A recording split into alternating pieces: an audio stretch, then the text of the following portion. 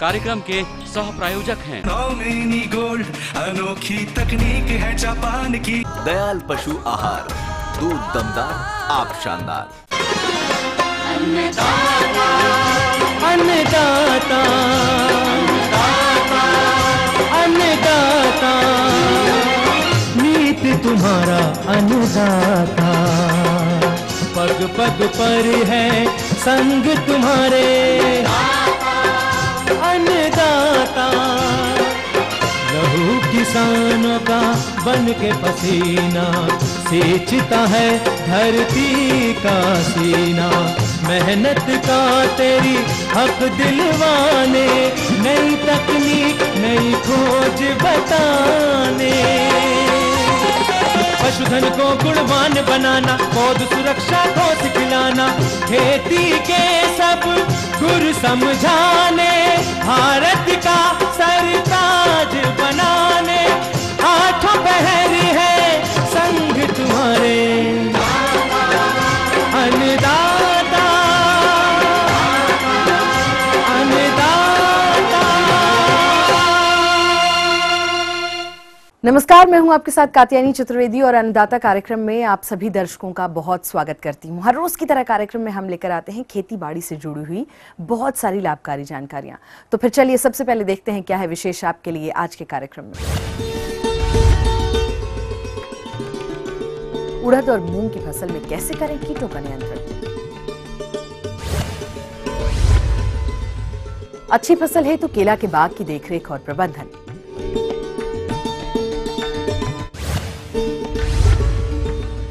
अच्छे फूल है तो डच गुलाब की खेती में किए जाने वाले कार्य।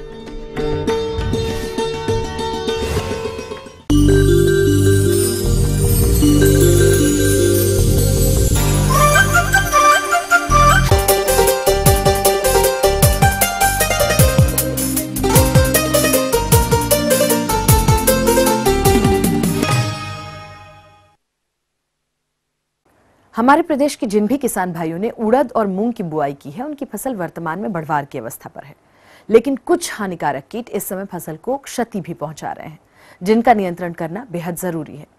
अन्यथा आपकी उड़द और मूंग की उपज में आने वाले समय में भारी कमी हो सकती है। और इसीलिए उड़द और मूंग की फसल में हानिकारक कीटों से कैसे बचाव किया जाए, इस विषय पर जानकारी दे रहे हैं एक विषय विशेषज्ञ डॉक्टर मीना अग्निहोत्री। आज मैं आपको मूंग उड़द जो आप खरीफ में लेते हैं और इसको जायद में भी, उधर गर्मियों की उसमें भी लेते हैं आप, उसमें लगने वाले कीड़ों के बारे में और उसका हम कैसे सही से उपचार कर सकते हैं, इसके बारे में आज हम आपको बताएंगे।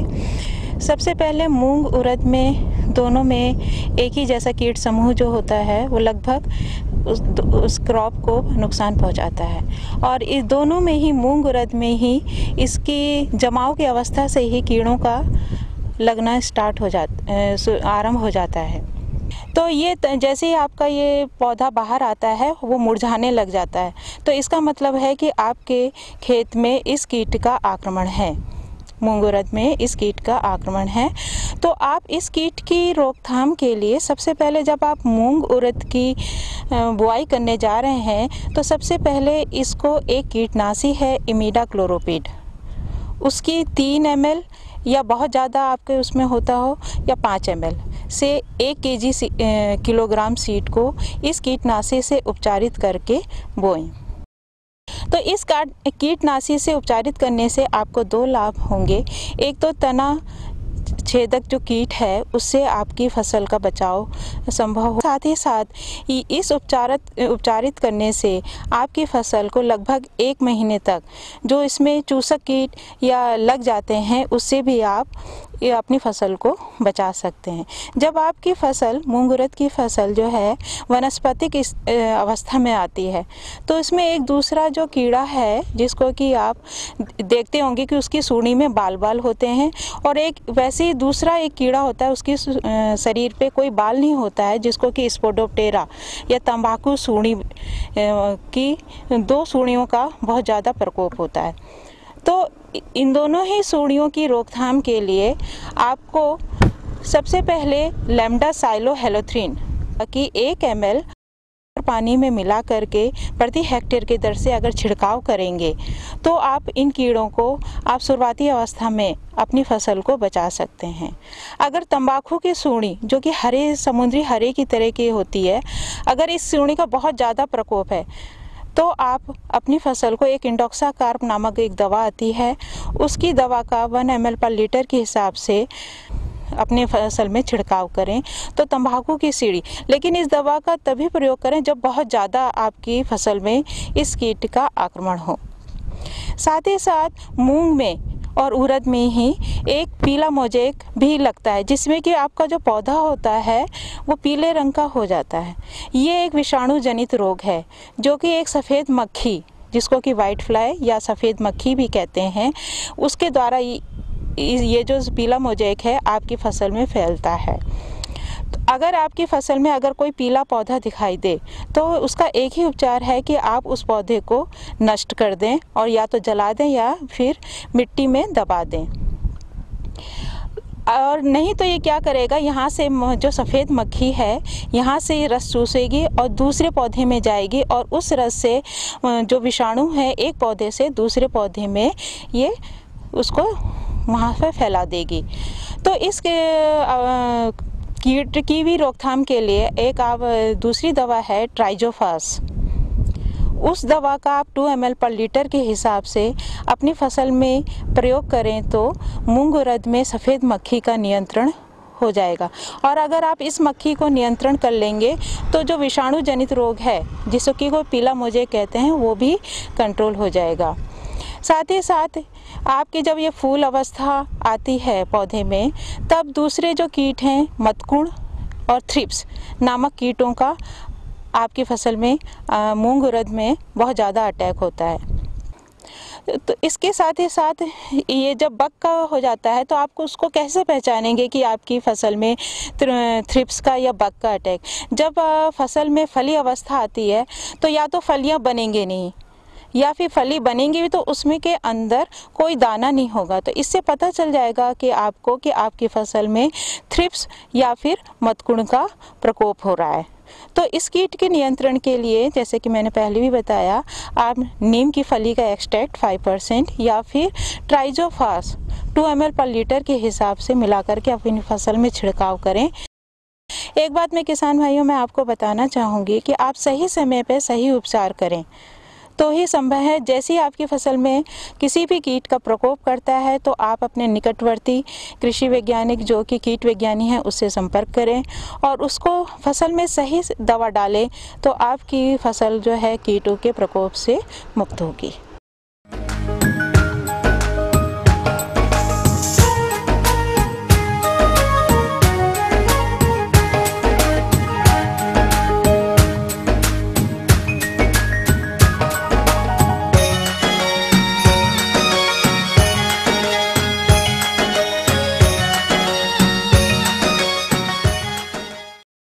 तो केला की खेती प्रदेश में लगभग सभी क्षेत्रों में व्यापक रूप से की जाती है।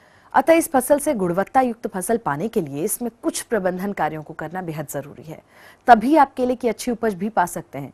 तो इस समय कौन कौन से प्रबंधन कार्यों को करना चाहिए, इस विषय पर संपूर्ण जानकारी दे रहे हैं एक प्रगतिशील किसान वीरेंद्र यादव। केला में सफलता के लिए खास बात यह है कि समय समय पर देखरेख और उर्वरक खाद पानी वैज्ञानिक तरीके से अगर करते रहेंगे तो इसमें हमें सफलता काफ़ी अधिक मिल सकती है। किसान भाइयों, इस फसल से अच्छा उत्पादन और अधिक लाभ लेने के लिए बरसात का मौसम चल रहा है, इसमें केवल पानी की समुचित मात्रा हम बनाए रखें और जो साइड ब्रांच हैं उनकी सफाई करते रहें। इससे हमारी फसल की बढ़वार अधिक हो जाती है और हमारे फलों में वृद्धि होती है। किसान भाइयों, एक महत्वपूर्ण कार्य और भी है, ध्यान देने वाली बात है कि केले में गेहूँ फूल आने वाला होता है, उस केले के पेड़ में हम चारों तरफ से मिट्टी चढ़ा देते हैं जिससे केले में पेड़ में मजबूती आ जाए। और अगर मजबूती नहीं होगी तो पेड़ हमारा टेढ़ा हो सकता है, वजन से गिर भी सकता है, इसलिए उसमें हम मिट्टी चढ़ा देते हैं। इसके बावजूद भी अगर टेढ़ा होता है तो उसमें हम बांस के कुछ लकड़ी भी सहारा लगा देते हैं जिससे पौधा वजन पा के गिरने न पाए। और एक और महत्वपूर्ण बात है, जैसा कि इस समय हमारे इसमें गहर आ रही है इसमें वजन के कारण पेड़ हमारा टेढ़ा हो रहा है, तो हमें इसमें बांस की लकड़ी का सहारा देना पड़ेगा, जिससे हमारा ये गुच्छा वजन पा के नीचे गिरेगा नहीं। किसान भाइयों, जहाँ तक खाद और उर्वरक की बात है, ये गोबर की खाद तो हम इसमें पहले से ही देते हैं, लेकिन इस समय जब फल आ रहा है तो प्रति पौधे 75 ग्राम NPK तथा 5 किलो गोबर की मिश्रण से चारों तरफ पौधे के डालकर थोड़ा मिट्टी चढ़ा देते हैं और गुड़ाई कर देते हैं, जिससे हमारी जड़ें उर्वरक को आसानी से खींच पाती हैं और हमारे गुच्छे आने में अधिक मदद मिलती है और अच्छी गार आती है। किसान भाइयों, इसमें एक और ख़ास बात है कि बरसात के समय इसमें घास अत्यधिक हो जाती है, जिससे खेत में जंगल सा हो जाता है।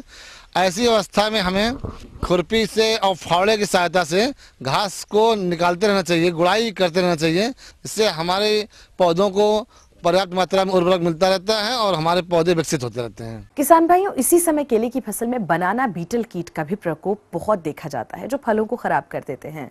तो आइए इसके नियंत्रण पर विस्तृत जानकारी लेते हैं डॉक्टर आयन शर्मा से।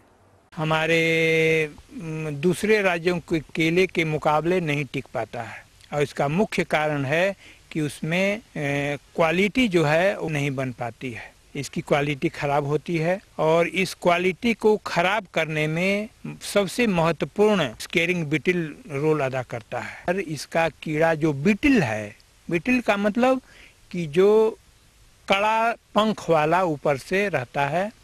आप जानते हैं स्केरिंग बीटल का मतलब छीमी खरोच कीड़ा, छीमी पर खरोच करके दाग लगा देता है। अब देखते होइएगा कि पका हुआ केला, खाने वाला केला अंदर में खूब अच्छा रहता है, कोई दिक्कत नहीं, लेकिन बाहर में चित्ती चित्ती करके दाग लगा रहता है, जिसे लोग चित्तीदार भी कहते हैं। तो यह कीड़ा के चलते होता है, और इस कीड़े का आक्रमण घौद निकलने के जस्ट पहले से स्टार्ट होता है, इसलिए सावधान आप हो जाएं। और यह कीट जो है नियंत्रण के लिए सबसे अच्छा तरीका है कि यदि कम एरिया में है तो आप जालीदार पॉलीथीन से, जो इसमें छेद हो, पोरस हो, उस पॉलीथीन से उसके घौद को ढक दी। तो इस तरह से यदि प्रत्येक घौद को आप ढक देंगे तो आपका केला बहुत ही सुंदर होगा, उसमें स्केरिंग बीटल का आक्रमण नहीं होगा। दूसरा है कि कीटनाशक दवाओं का प्रयोग करना। उसमें सबसे अच्छी दवा जो पहले हम लोग व्यवहार करते थे वह मालाथियन 2 ml प्रति लीटर या कार्बारिल 2 ग्राम प्रति लीटर पाउडर की दर से आप छिड़काव करेंगे तो इस कीट से आपका नियंत्रण हो जाता है। दूसरा है कि जब घौद निकल चुका है उस समय जहर वाली दवा जो परसिस्टेंट है उसका व्यवहार नहीं करना चाहिए। वैसे समय में आप साइपरमेथ्रिन का आधा ml प्रति लीटर पानी में घोल करके घौद पर, पत्तियों पर अच्छी तरह से छिड़काव कर देंगे और उस पर स्केरिंग बीटल का आक्रमण भी नहीं होगा। लेकिन ध्यान रहे कि जब स्केरिंग बीटल उस पर चित्तीदार बना दिया है, उसको खरोच बना दिया है, तब आप कितना भी दवा का प्रयोग करेंगे उस पर जो खरोच का दाग है वह अलग नहीं होगा, वह छिपेगा नहीं, नष्ट नहीं होगा। ये ध्यान रहे कि घौद निकलने से पहले यदि आप दवा का प्रयोग करेंगे तो इसका रेसिडुअल इफेक्ट केला पकने के समय तक समाप्त हो जाता है। तो ये थी कुछ उपयोगी जानकारियां। अब लेते हैं एक बहुत छोटा सा ब्रेक, जल्द लौटेंगे और कार्यक्रम में आगे है महत्वपूर्ण जानकारियां। बने रहिए हमारे साथ। बरसात के मौसम में बत्तखों की अच्छी बढ़वार हेतु देखरेख और प्रबंधन।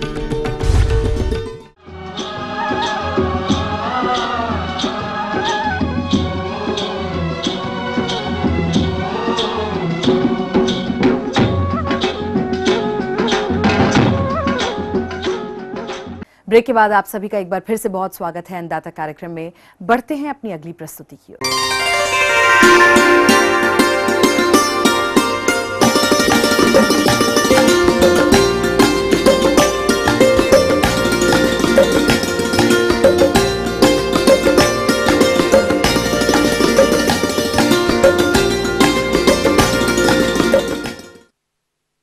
डच गुलाब की मांग बाजार में दिन प्रतिदिन बढ़ती ही जा रही है और हमारे प्रदेश में जिन किसान भाइयों ने इसकी खेती की है उनकी फसल इस समय बढ़वार की अवस्था पर होगी। इस फसल से उत्तम पैदावार प्राप्त करने के लिए इसमें कुछ प्रबंधन कार्यों को करना बेहद जरूरी है। तो इस समय इसमें कौन कौन से प्रबंधन कार्यों को करना चाहिए, इस विषय पर जानकारी दे रहे हैं एक प्रगतिशील किसान विपिन कुमार। मैंने यहाँ पर हाईटेक पॉली हाउस लगवाया है और इसमें हमने डच रोज़, एक क्वालिटी है इसकी गुलाब की, जिसे अब ताजमहल भी कहते हैं, उसका प्लांटेशन किया है और 2000 वर्ग मीटर क्षेत्रफल में हमने ये पॉली हाउस का निर्माण किया है। इसमें जो बेड बनवाई गई, बेड से बेड की दूरी करीब करीब 30 इंच और जो बेड की ऊंचाई है वो 17-18 इंच, प्लांट से प्लांट की दूरी 7 सेंटीमीटर और एक बेड पे 2 रो हैं और रो से रो की दूरी है 9 सेंटीमीटर। इस तरह से हमने ये इसका प्लांटेशन की और 1 महीने का हमारा प्लांट हो चुका है। ग्रोथ संतोषजनक है और प्लांटेशन के बाद ये ड्रिप इरिगेशन और स्प्रिंकलर से इसे पानी दिया जाता है। दवाइयाँ सारी स्प्रिंकलर और ड्रिप से दी जाती हैं, बाकी इसमें ड्रिंचिंग और स्प्रे से भी हम दवाई दे सकते हैं। और इसमें जो है जो जंगली घास एक तरह से रोस्टेड है वो हमें निकलवाना है और जो इसमें जो घास है खरपतवार वो निकलवानी है। और इसके अलावा इसमें हमें नियमित रूप से कैल्शियम, NPK और जो है DAP वगैरह सारी चीज़ें हमें इसमें देनी होंगी। ग्रोथ प्रमोटर, फंजीसाइड का प्रयोग करना होगा जिससे कोई रोग ना आवे, कीटनाशक का प्रयोग करना होगा और जब नियमित रूप से हम इस तरह करेंगे तो ये अच्छी इसकी फसल होगी। और हम फिलहाल जो है इसमें जो कली तुड़वा रहे हैं और इसमें इसकी निराई गुड़ाई ये करवा रहे हैं। सिंचाई का इसमें कोई पूरा इसके लिए कोई क्राइटेरिया नहीं है कि हमें तभी करनी है जब पौधे की मांग हो, जब इसकी प्लांट की मांग हो तभी हमें सिंचाई करनी होती है।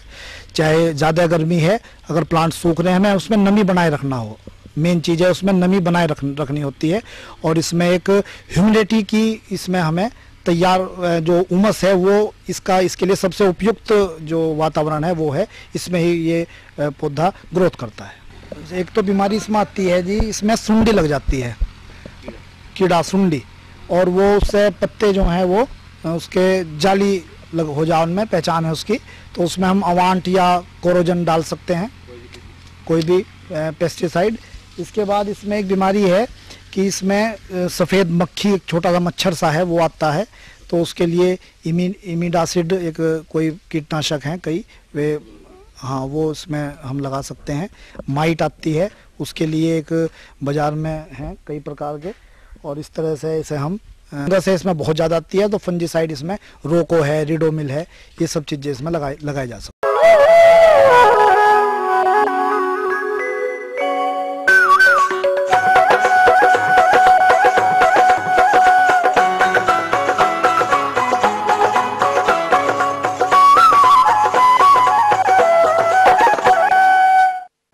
बतख पालन एक लाभकारी कृषि सह व्यवसाय है, लेकिन इस लाभ को बनाए रखने के लिए मौसम के अनुसार इसका प्रबंधन करना अनिवार्य होता है। तो किसान भाइयों, क्या है ये प्रबंधन कार्य, और इस विषय पर अधिक जानकारी के लिए हमारे संवाददाता ने संपर्क किया एक विषय विशेषज्ञ डॉक्टर पंकज कुमार से। अगर आप बतख पालन से जुड़े हुए हैं तो बरसात के दिनों में उनके प्रबंधन पर थोड़ी सावधानी बरतना आवश्यक है, क्योंकि बरसात का दिन संक्रमण का काल होता है और इन दिनों बतख भी इससे दुष्प्रभावित हो सकती हैं। तो आपकी जब जरा सी लापरवाही से इसके 2 दुष्परिणाम हो सकते हैं, एक तो अंडोत्पादन में कमी और दूसरा उनमें मृत्यु दर की बढ़ोतरी। तो कई प्रकार की व्याधियों से बचने के लिए आपको 2-3 बातों का विशेषकर ख्याल करना इन दिनों नितांत आवश्यक है। पहला तो बतख का जो घर है उसमें चूंकि नमी रहता है, तो ऐसी स्थिति में उनके घर में चूने का छिड़काव नियमित रूप से किया करें, अर्थात इसकी वृद्धि आजकल बढ़ा देनी होगी। सप्ताह में 2 बार कम से कम 3 से 4 दिनों के अंतराल पे कली चूना को लेकर के और उसे फोड़ करके छिड़काव करें। यह कीटाणुनाशी का काम करता है और वहाँ के नमी को भी अवशोषित करता है, और इस नमी के रहने से बहुत तरह के फफूंदजन्य समस्याएं और उनके पाचन तंत्र संबंधी व्याधियां उत्पन्न होती हैं। उसके घर के आसपास भी आजकल साफ सफाई सुनिश्चित करें। अगर घर के आसपास कीचड़ या फिर गंदगी है, बदबू है, तो इससे उनके अंडोत्पादन की क्षमता दुष्प्रभावित होती है। और उनके जो बर्तन हैं, पानी के बर्तन या फिर खाना के बर्तन, उसको 1% लाल पोटास अर्थात पोटासियम परमैंगनेट के घोल से प्रतिदिन आजकल साफ किया करें, क्योंकि वो भी एक संक्रमण के सशक्त माध्यम बन जाते हैं। उनके खाने में कभी भी बासी भोजन का आजकल प्रयोग न करें। साफ, स्वच्छ एवं ताजे पानी की व्यवस्था सुनिश्चित करें। पानी भी अगर आप चापाकल से लेते हो तो आप निश्चित तौर पे उसमें फिटकिरी का प्रयोग किया करें सप्ताह में 2 दिन कम से कम, जिससे वो कीटाणु रहित हो जाया करेगा। उसके घर की तहकीकात नितांत आवश्यक है, क्योंकि घर अगर उसका बाड़ा चू रहा होगा तो उसकी रिपेयरिंग या मरम्मत आजकल अवश्य ही करवा लें। आप ध्यान रखें कि अगर बत्तख को दस्त की शिकायत देख रहे हैं, उनके बीट अगर पतला है, पानी जैसा है, उजला है और उसमें हरापन आ रहा है, तो तुरंत आप निकट के पशु चिकित्सक के सलाह पर उनका इलाज करावें, क्योंकि ये घातक संक्रामक रोगों के सूचक होते हैं। और ऐसी स्थिति में अगर आपकी जरा सी लापरवाही आप बरतते हैं तो आपके बत्तखों की मृत्यु दर हो जाती है।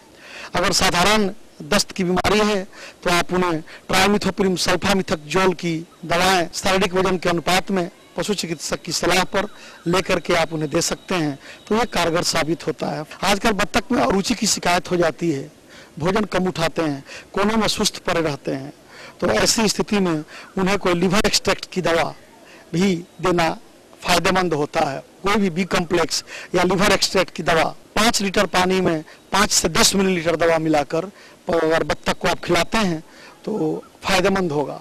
ये 5 लीटर पानी में 10 मिलीलीटर दवा 20 से 25 बत्तखों के लिए उपयुक्त माना जाता है।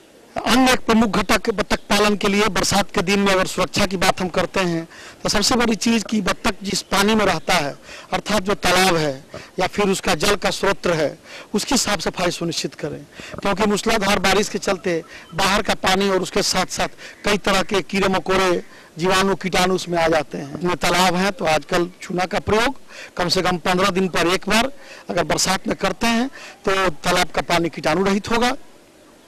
इसके लिए एक एकड़ के अगर आपका तालाब है तो उसके लिए 25 से 35 किलो चूना उपयुक्त होता है देने के लिए। अगर छोटा स्थान है तो पोटासियम परमैंगनीज प्रयुक्त होता है। इन छोटी छोटी बातों का अगर हम ख्याल करेंगे तो बरसात के दिनों में बत्तख में होने वाली छोटी छोटी व्याधियों से या उनके अंडे उत्पादन और मांस वृद्धि के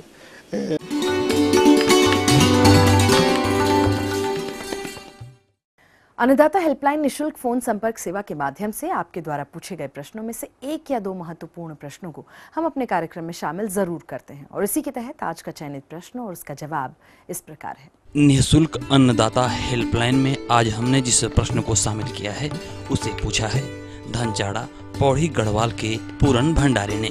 आपने ढिंगरी मशरूम के उत्पादन तकनीक पर जानकारी चाहिए, तो इसके लिए देखिए कार्यक्रम का यह अंश। मैं आप लोगों को ऑयस्टर मशरूम उत्पादन तकनीक के बारे में थोड़ा सा बताना चाहूंगी। देखिए, ऑयस्टर मशरूम उत्पादन तकनीक में बहुत सारे जगह की आवश्यकता नहीं होती है। आपके पास पर्ची होगी, कच्ची जगह होगी, उसको आप पैक कर सकते हैं और वहाँ पे आप मशरूम उत्पादन का कार्य कर सकते हैं। ज़्यादा आवश्यकता नहीं पड़ती। गेहूं का भूसा लगता है, आपके पास धान है तो धान का पैरा लगता है, साथ ही 2 दवाइयों का लगती है, जैसे एक रहती है फॉर्मलिन और दूसरी रहती है बेवेस्टीन, और पॉलीथीन बैग लगता है, पानी लगता है। अब इस ऑयस्टर मशरूम को उगाने के लिए क्या क्या काम करना पड़ता है? सर्वप्रथम अपने को भूसे का उपचार करना पड़ता है। भूसे का उपचार करने के लिए एक टंकी में आप 30 लीटर पानी ले लीजिए, उसमें 1.5 ग्राम बेवेस्टीन डालिए, 50 ml फॉर्मलिन डालिए, डंडी से घुमा दीजिए, साथ ही उसमें 3 किलो भूसा डाल दीजिए। 3 किलो भूसा डालने के लिए आपको एक बात ध्यान में रखनी पड़ेगी कि जो पॉलीथीन बैग हैं, पॉलीथीन बैग जो है 12 बाई 18 के रहते हैं, उनमें भूसा आप भरिए और 12 घंटे आप उसको पानी में गलाइए।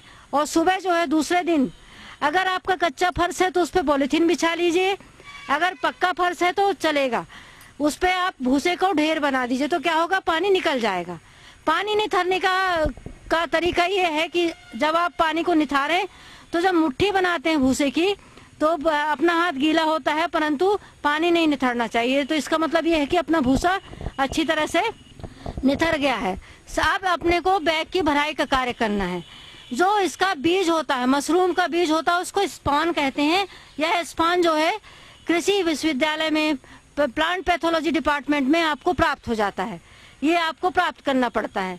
बैग की भराई के लिए आप बैग को गोलाई से फैला लीजिए, उसमें 6 इंच पहली परत डालिए, दूसरी परत में आप बीज को गोलाई से चारों तरफ डाल दीजिए, तीसरी परत जो है भूसे की डालिए, चौथी परत फिर बीज की। इस तरह से 5 परत भूसा और 4 परत बीज की डालना पड़ती है। बैग तैयार करने के पश्चात उसको पॉलीथीन को ऊपर से बांध दिया जाता है और पॉलीथीन से बैग को बांध देने के पश्चात उसमें 30 से 35 जो छेद कर दिए जाते हैं। छेद इसलिए कराना चाहिए कि उस बैग में बराबर मात्रा में हवा का आवागमन होता रहे। साथ ही जब इन बैगों को जब आप भर लें तो इस बात का ध्यान रखिए कि इसको आपको अंधेरे कमरे में रखना है, जहां पर तापक्रम 25 डिग्री से ऊपर न हो तथा 80% आर्द्रता होनी चाहिए। इन बैगों को 15 से 20 दिन तक डार्क स्थान पर, गर्म स्थान पर रख दीजिए। इससे क्या होगा कि इसमें 15 से 20 दिन में माइसीलियम डेवलप हो जाएगा। माइसीलियम डेवलपमेंट मतलब सफेद एक तार जैसा चलता है जो पूरे बैग में फैल जाता है और पूरा बैग जो है कस जाता है, कॉम्पैक्ट हो जाता है। जब आप देख लें कि पूरा बैग सफेद हो गया है तो बैग को की पॉलीथीन को फाड़ दें। अब इन बैग की पॉलीथीन को फाड़ने के पश्चात उन बैगों को प्लास्टिक की सुतली से टंगन टाइप के बनाकर आप बांस के टंगन बना के उसके ऊपर टांग दीजिए। आप इस स्थिति में हर दिन उसमें कम से कम 3 बार आपको सिंचाई करनी है। अब आप देखेंगे कि 21 से लेकर 25 दिन के बीच में इसमें छोटे छोटे कीलनुमा पिन हेड्स आ जाते हैं, तो ये समझ लीजिए कि अपना जो मशरूम है बेचने लायक बन गया। 25 दिन में ये पहली क्रॉप इसमें से निकल आती है। एक बैग से लगभग आधा किलो उत्पादन जो है प्राप्त होता है। लगभग पूरे बैग से इसमें 1 से 1.5 किलो उत्पादन आपको प्राप्त हो जाएगा। एक बैग को तैयार करने की कीमत जो है 20 रुपए होती है, परंतु इससे आपको 150 से लेकर 200 रुपए तक की कमाई एक बैग से प्राप्त हो जाती है। तो जो लैंडलेस फार्मर हैं, जिनमें के पास जमीनें नहीं हैं, जो युवा कुछ नया करने की फिराक में रहते हैं, उन लोग इसमें मशरूम उत्पादन के कार्य को पकड़ सकते हैं। अगर आप कहें कि मैडम इसको मार्केटिंग की व्यवस्था कहाँ की जाए, तो मार्केटिंग की व्यवस्था करने के लिए आपने देखा होगा कि रिलायंस फ्रेश, कुछ होटल वाले या आप जो लोकल बाजार है आपका, उसमें 200-200 ग्राम के पैकेट बनाकर 20-20 रुपए के पैकेट बना के आप उसको लोकल मार्केट में उतार सकते हैं। साथ ही जो आपकी जो ग्रामीण महिलाएं, आपका जो स्वयं सहायता समूह है, उनको उनकी प्रोसेसिंग, उनका प्रसंस्करण सिखा करके, उसका प्रसंस्करण करके उसके विभिन्न उत्पाद बनते हैं, उनका भी आप मार्केट में ला सकते हैं। इस तरह से मशरूम उत्पादन जो है कम लागत में अधिक लाभ का प्राप्त करने का धंधा बन जाता है।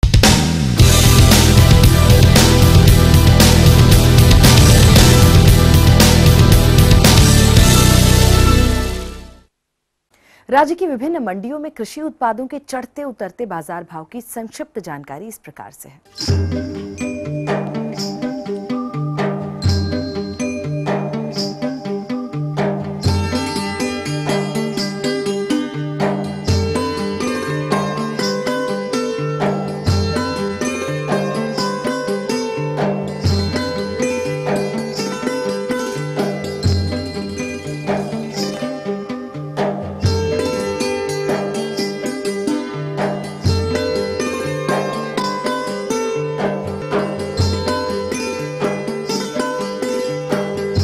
तो हम ये उम्मीद करते हैं कि आज का कार्यक्रम आप सभी दर्शकों के लिए बेहद उपयोगी रहा होगा।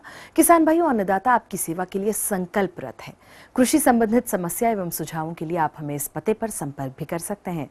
प्रोड्यूसर अन्नदाता, ETV Uttar Pradesh Uttarakhand, Ramoji film city, Hyderabad 501512। साथ ही आप हमें ईमेल भी कर सकते हैं। हमारा ईमेल एड्रेस है annadatta.up@etv.co.in। इसके अतिरिक्त आप हमें निःशुल्क हेल्पलाइन नंबर 180010845999 पर सोमवार से शनिवार सुबह 10 बजे से शाम 4 बजे के बीच में संपर्क भी कर सकते हैं। तो चलिए अब देखते हैं कल दिखाए जाने वाले कार्यक्रम की मुख्य झलकियां।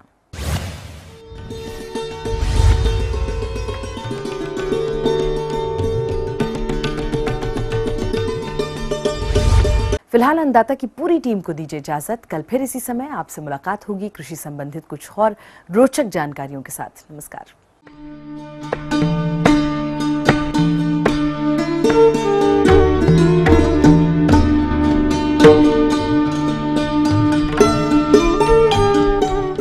इस कार्यक्रम के सह प्रायोजक थे नौमिनी गोल्ड, अनोखी तकनीक है जापान की। दयाल पशु आहार, दूध दमदार, आप शानदार।